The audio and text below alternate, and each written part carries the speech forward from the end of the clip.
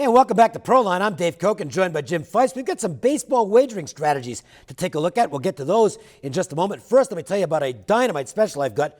It's a Friday special, so one-day special, but you're going to get 5 days in all sports for just $25. And that's going to include a big nickel high roller play going tonight, so don't miss out. 5 days for just $25. Toll free, 855-472-2577. That's a great offer, Dave. There are 12 days left in May. That's right, 12. And you can play the rest of the month for just $25. That's $24, including a high roller going tonight. My NBA high roller platinums are 8-2. Get on board with me right now for the next 12 days, just $2 a day, $24. Call 1-866-546-9467.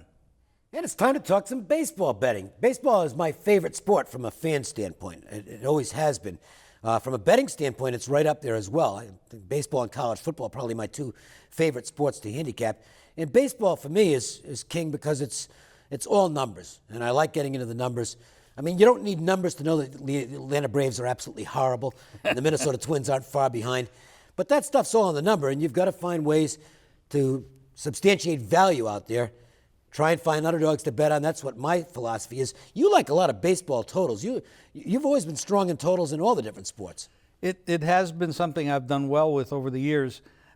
You know, I'm a little bit of an older school baseball handicapper. I do look at whips and ERAs, and I try to incorporate some of the newer data that's out there, the metrics and all the things that you talk about a lot, which I'm going to get to in a minute.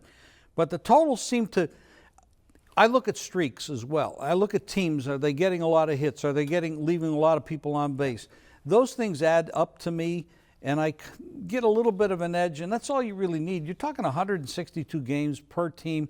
It's a long season. It's a grinder season. You're going to have your losing days, but if you grind it out, you talk about taking a big favorite and trying to turn it into a one-run game. You bet a little bit of money on the favorite, and you bet a little bit of money on the run line. That reduces it to a one-run game instead of 1.5. So if you're doing the right things every day and you're grinding, you don't get too enamored with yourself, with the ego and stuff. Oh, I'm winning, I can do anything I want. You don't get hurt, and you grind out a very nice profit in baseball. It's just amazing how things have changed and expanded. I mean, I go back to the first time when I first started getting involved in sports betting in the baseball line. First of all, it was a 20-cent line. There were no dime lines or reduced juice or anything like that. 5.5, 6.5. Yep.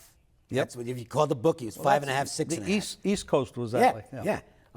Now there's so many more different ways to go. The books are all in competition with one another, and they're all putting things out there to make people bet with them. They want the business, and that's why in baseball you can bet team totals now, individual team totals, right. First fives, just numerous things. It's the same as far as the handicapping goes.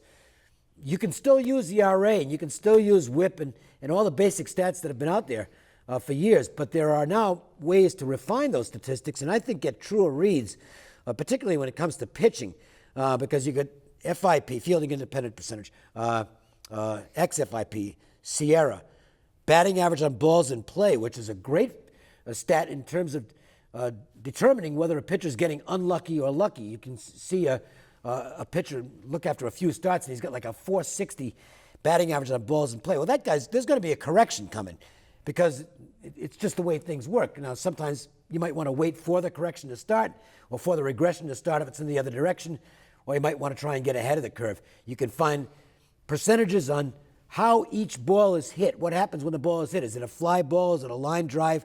Is it a ground ball? You can get soft hit percentage, medium hit percentage, hard hit percentage. These are all things to factor in, and that's how I arrive at my numbers for pitching on a daily basis. It's a pain in the ass sometimes, but to be honest with you, I don't even have to do most of the work because there are sites now that do it for you, and they don't even charge anything. So, but you still have to regurgitate all the information. Oh, absolutely. You got to be able to comprehend what it means and make a good determination as to whether there might be a value or not. But to me, the market is set up now for the sports bettor.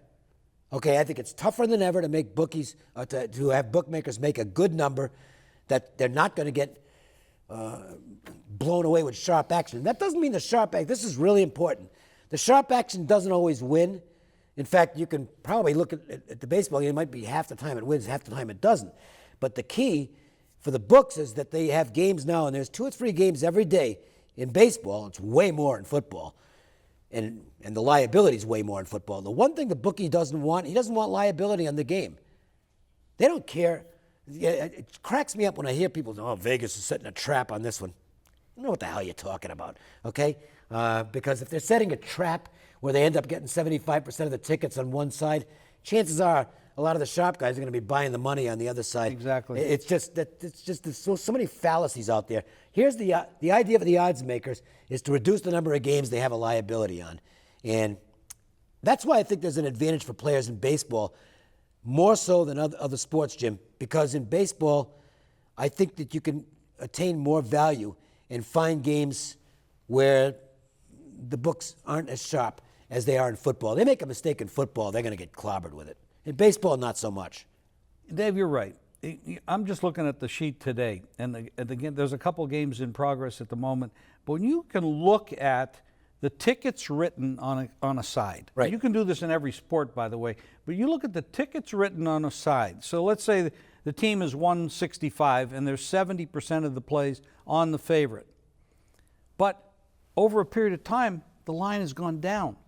So what that means is the bigger bettors that are not writing a lot of tickets, but they're writing big tickets, that would be the sharps. But that doesn't mean you're going to win just by following the sharps. No. And here's the biggest problem I have with people who, I got to know which side's the sharp side and which side's the square side because I don't want to be on the square side.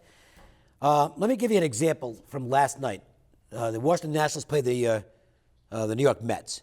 Great matchup. Scherzer versus Great game. Syndergaard. Great game. Now, I had no play on this game for most of the day. But the sharp money came pouring in on the Washington side. I don't know, maybe because Duda was out for the Mets and there was an adjustment, but whatever. Sharp money comes firing in on Washington, and all of a sudden, now again, this is the sharp monies on the Nationals.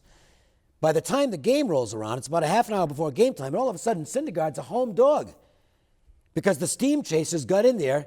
Well, the sharp guys are on Washington, so I got to get on them too. Everybody's on Washington now. It shifts around. The Mets are a home dog. Well, now I've got value on the square, on what was originally the square side. That turned out not to be the square side.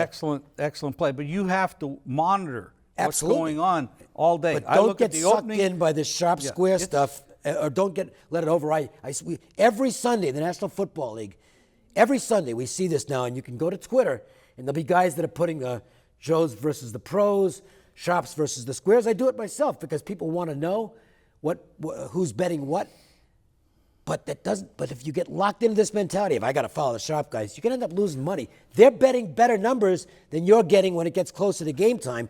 And if you bet bad numbers, which is what steam chasers do constantly, you end up lessening your chances of winning. No question. The question is, what is a sharp player?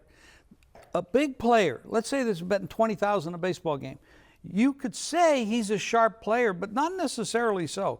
There's a lot of people out there with money that bet, but they're not sharps. They're really squares with money. This There's goes back squares without money and squares with money. So you have to actually know who is making those plays. Go back to the old days in Las Vegas, and our old friend, the late Sonny Reisner, one of the all-time greats. Sonny popularized a lot of the things that are out there today in sports betting. And I remember asking Sonny one time about moving the lines, and he said, it's not the money. This is a difference between old-time bookmakers and new, and I think why maybe the old-time guys were a little bit better. They had opinions. Sonny might move the line on a $50 bet if he respected the guy's opinion.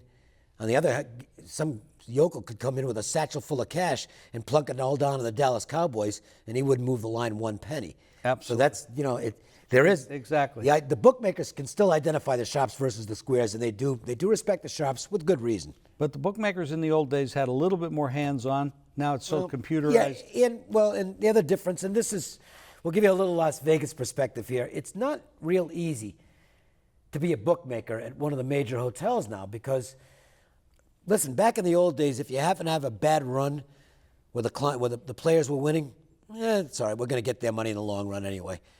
Now, if you have a bad Sunday in football, somebody wearing a shirt and tie that's sitting upstairs is going to call down there and say, what the hell happened here? It's not easy to be a bookmaker these days in Las Vegas or any place else for that matter. It's like a coach on the hot seat. Yeah. Bookmaker and hot seat. Yep. Everybody loves free plays, and if you want to get free plays on a daily basis on a recorded message from our team, just call toll-free 888-478-9222.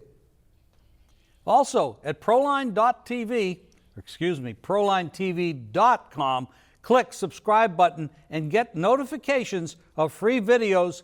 Plus, you'll be sent a code for 7 days of my service absolutely free. That's prolinetv.com. And we want to thank you for joining us, and we'll see you again next week with another edition of Proline.